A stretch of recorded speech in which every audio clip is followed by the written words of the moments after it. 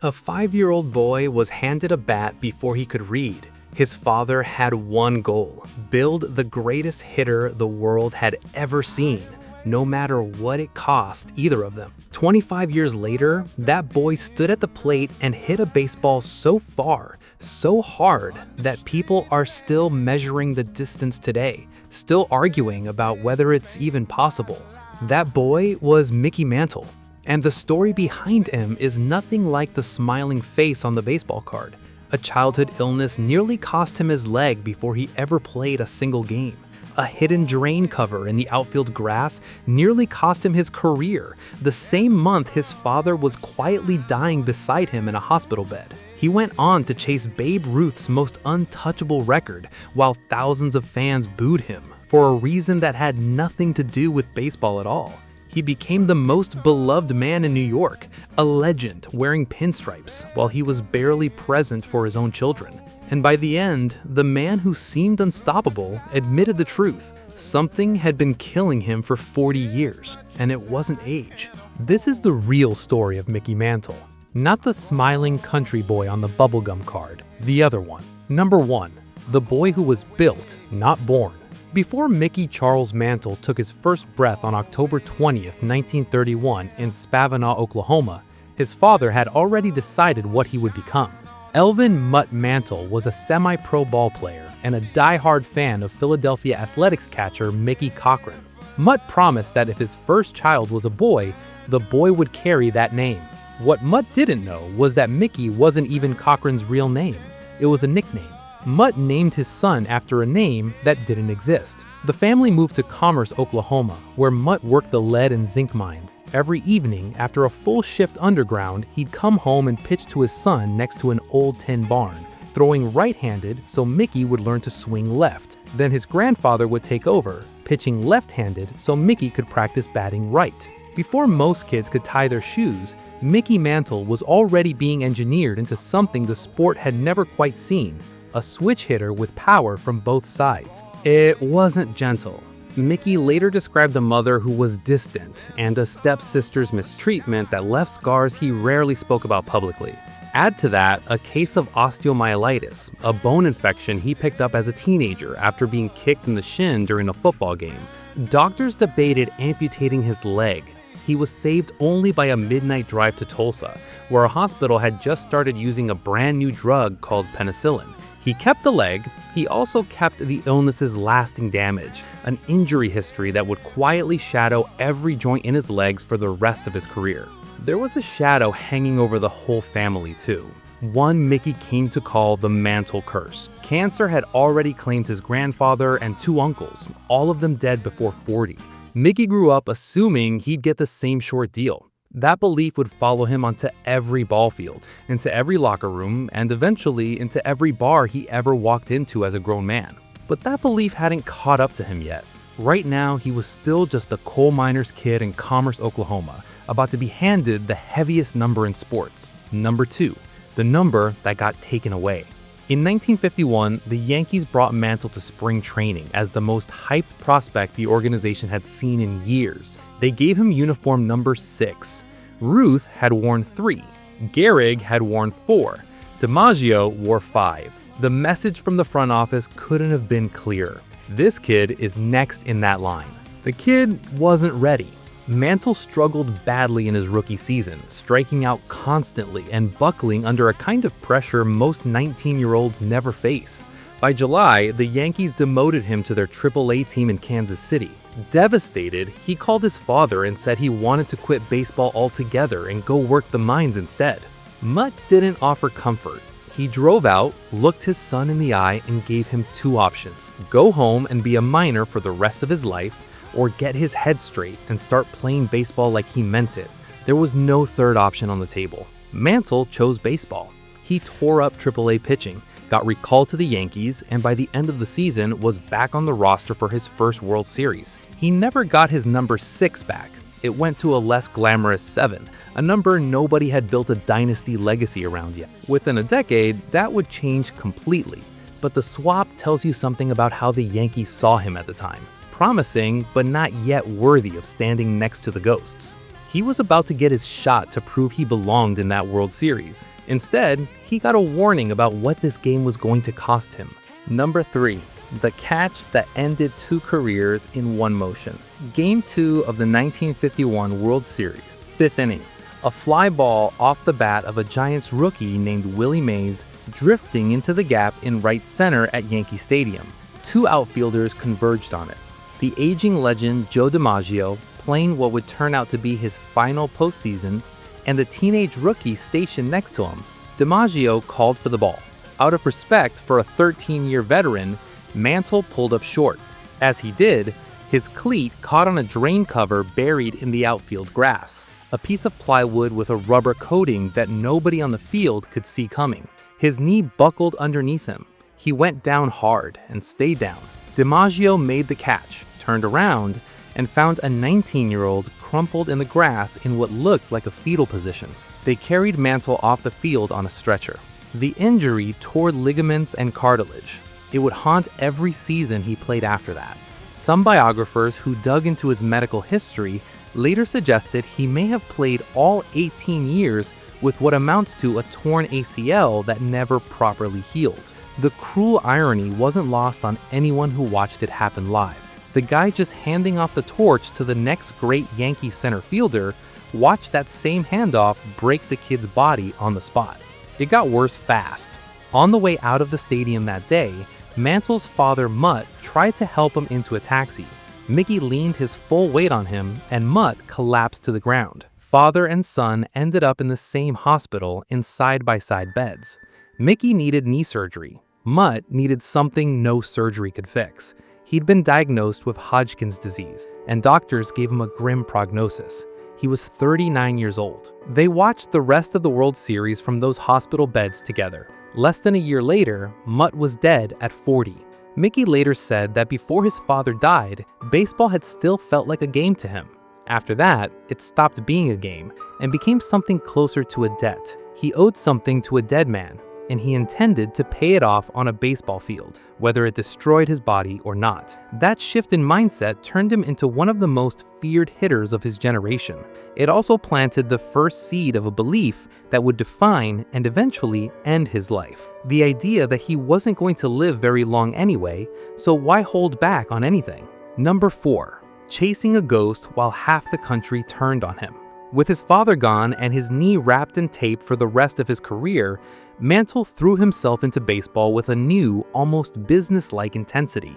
The results were absurd. A Triple Crown season in 1956, leading the league in batting average, home runs, and RBIs in the same year. 3 American League MVP awards across his career. Home runs measured in the hundreds of feet that fans still argue about to this day, including a shot at Griffith Stadium in Washington that was paced off afterward and estimated at well over 500 feet, one of the longest ever recorded at the time. Then came 1961. Mantle and teammate Roger Maris spent the summer chasing Babe Ruth's single-season home run record together, a pursuit the press nicknamed the M&M Boys. Fans should have adored both of them equally. Instead, a strange and ugly split happened. Large parts of the crowd turned hostile toward Maris for daring to chase a record that belonged to a New York legend. But plenty of that same hostility also landed on Mantle for an entirely different and far more personal reason. Years earlier, Mantle had been medically exempted from military service during the Korean War because of the lingering effects of his childhood bone infection, the same illness that had once nearly cost him his leg. To a lot of fans who didn't know the medical details, all they saw was a healthy-looking young star not serving while other men his age were. The resentment followed him for years, booing directed not at his batting average, but at a diagnosis he had no control over as a teenager. Injuries eventually slowed him down in the home run race that year, and Maris broke Ruth's record alone. But something shifted in how fans saw Mantle after that season. The hostility faded. What replaced it was something closer to reverence, the sense that they were watching a guy who kept playing through pain that would have ended most careers years earlier. There was already a legend attached to just how far he could hit a baseball. In 1953, at Griffith Stadium in Washington, Mantle hit a shot that cleared the left field bleachers entirely and left the building. A Yankees PR man tracked down a kid outside who'd found the ball in a nearby yard, paced off the distance and announced a total of 565 feet. That measurement is still disputed by physicists and historians today. Some insisting it's exaggerated, others insisting Mantle was simply capable of things no other hitter of his era could do. The phrase tape measure home run entered the baseball vocabulary because of that single swing. Nobody could ever fully agree on the exact number, and Mantle himself just shrugged whenever he was asked about it, like a man who'd stopped needing the record books to tell him what he already knew about his own power. Off the field, though, a very different version of Mantle was starting to take shape, and it had nothing to do with what happened on the diamond. Number 5. The night one friend paid for 5 men's mistake. By the mid-1950s, Mantle had fallen into a tight circle of Yankees known around the league as baseball's version of a rat pack. Whitey Ford, Yogi Berra, Hank Bauer, and a scrappy, hot-tempered infielder named Billy Martin. They won championships together. They also drank together, hard and often. On May 16, 1957, the group went out to celebrate Martin's 29th birthday at the Copacabana nightclub in Manhattan, there to see Sammy Davis Jr. perform. A table of hecklers nearby, reportedly targeting Davis with abuse, escalated into a brawl. By the end of the night, a man named Edwin Jones was hospitalized with a broken nose and jaw. The story dominated New York's front pages for weeks, and the players were hauled in front of a grand jury. Every player at that table got fined $1,000. Only one of them got traded. Yankees general manager George Weiss had wanted Billy Martin gone for years, viewing him as a bad influence on Mantle specifically, and the Copacabana headlines gave him the excuse he needed. Exactly 30 days after the fight, Martin was shipped off to Kansas City. When a reporter asked manager Casey Stengel why Mantle wasn't being punished more severely for being out that late, Stengel's answer was blunt. He was mad at Mantle too, he just wasn't trading him. Martin was, by his own team's estimation, the most replaceable name at that table. An MVP, an all-star catcher, and a future Hall of Fame pitcher were sitting right next to him. Stardom decided who paid the price. It wouldn't be the last time fame quietly rewrote the consequences of Mantle's choices. For years, the public had no real idea how deep that lifestyle actually ran. That changed in 1970, when former pitcher Jim Bouton published a tell-all memoir called Ball 4, pulling back the curtain on the drinking, the womanizing, and the late-night culture that had defined the Yankees clubhouse Mantle lived in. Baseball's establishment was furious. Commissioner Bowie Kuhn publicly condemned the book, but the account matched what teammates and family would eventually confirm themselves. The wholesome image on the baseball cards and the reality inside the clubhouse were two very different things. The drinking that got Martin traded away didn't slow down for Mantle at all. If anything, it was just getting started. Number 6. The father who wasn't there. Mantle married his high school sweetheart Merlin Johnson in the 1950s, largely at his own father's insistence. Together, they had 4 sons: Mickey Jr., David, Danny, and Billy. By his own later admission, Mantle was barely present for any of them growing up. He missed the births of 3 of his 4 sons, twice because of baseball obligations and once because he was out hunting with Billy Martin. What he called family lunches were often just an excuse to share a round of drinks with his kids instead of actually being their father. Years afterward, Mantle put it in blunt terms himself. One of his biggest regrets was that he was never really a father to his boys. He couldn't remember playing catch with them in the backyard. He said flatly that if he hadn't always been drinking, he might have noticed what was happening to one of his sons before it was too late.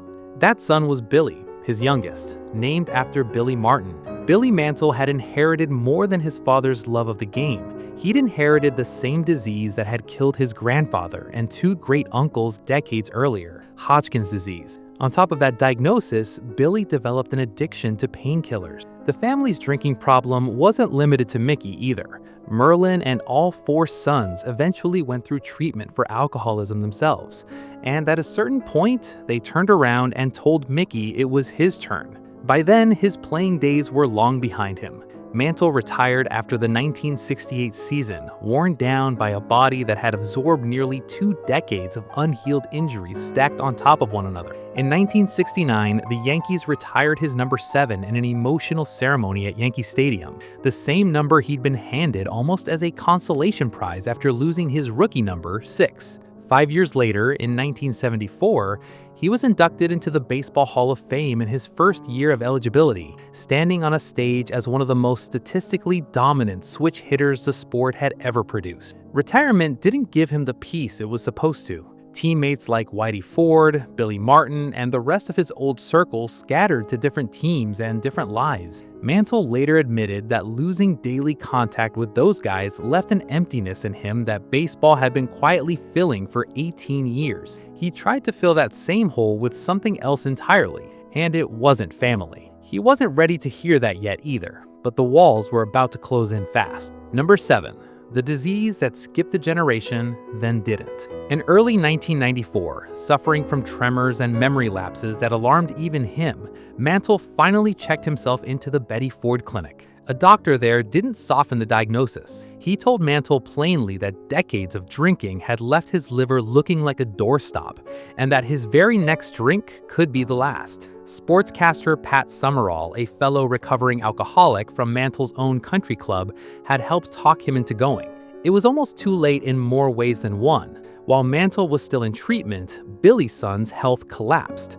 Weeks after Mickey completed his month at Betty Ford, Billy died of heart failure, only 36 years old, the Hodgkin's disease and the addiction finally catching up with him at once.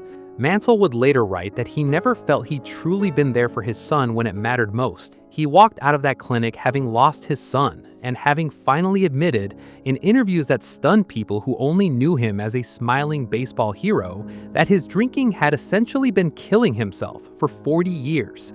He talked about starting some mornings with what he jokingly called the breakfast of champions, a glass of brandy mixed with Kahlua and cream before he'd even eaten. He described a rock-bottom moment at a charity golf event where he showed up already drinking Bloody Marys in the morning and 2 bottles of wine by afternoon, embarrassing himself in front of a crowd that had shown up specifically to meet their childhood hero. For a moment, it looked like he might actually get the years back that the drinking had stolen from him. His body had other plans. Number 8. The liver that split a country, and the ending nobody wanted. By spring 1995, just over a year after leaving Betty Ford, Mantle was back in a Dallas hospital with liver failure. Doctors found cirrhosis, a dormant hepatitis C infection, and a small tumor, all hitting the same organ at once.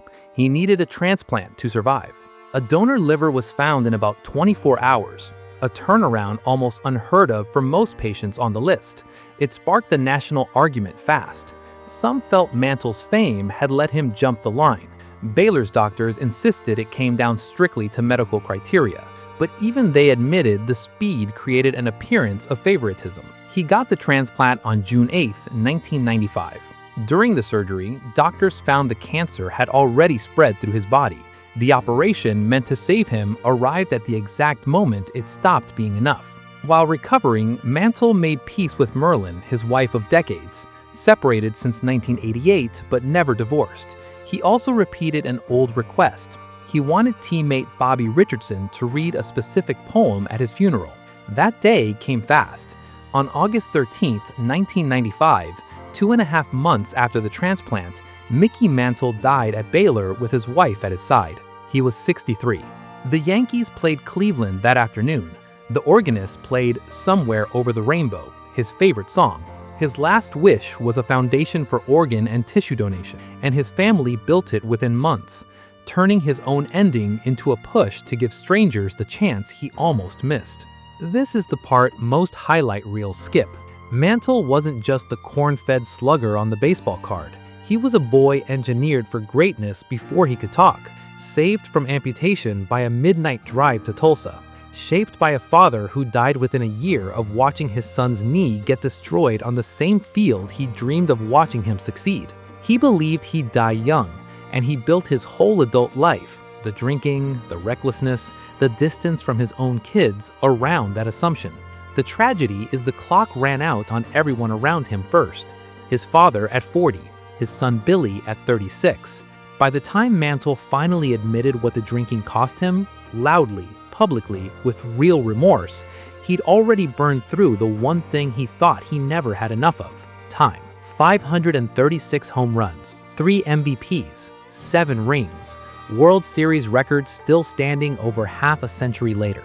And the same fatalism that built one of the greatest switch hitters the game has ever seen was the exact fatalism that told him none of it mattered, because he'd die young anyway. He nearly got that part right. It just cost more people and took longer than he expected. If this hit you, hit like.